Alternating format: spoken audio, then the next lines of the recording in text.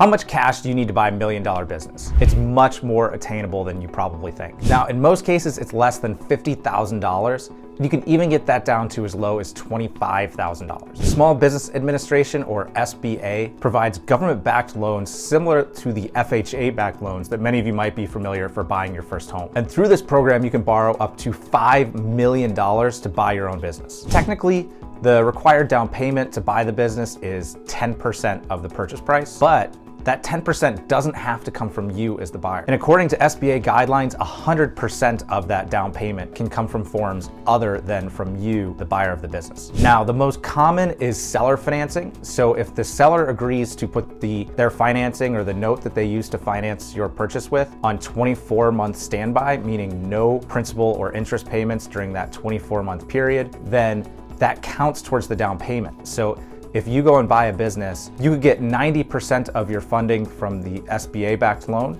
and the other 10% through that seller financing note, so that you're bringing nothing to the table. And you can also do a similar structure where the seller keeps equity. So say they only sell you 90% of the company and they retain another 10%. Now that practice works more in theory than reality.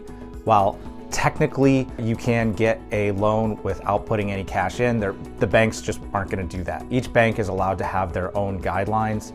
And typically what we see within our lender banks is that they will do a zero down loan if you're buying a company that you currently work for. So you could buy out your boss with nothing out of pocket. You can get 2.5% down. That's the 25 grand to buy the $1 million business. If you're buying in an industry that you have really good experience in. So essentially you're using your experience to help lower your down payment. And then typically 5% for everything else. So you bring half the down payment, the seller brings the other half the down payment.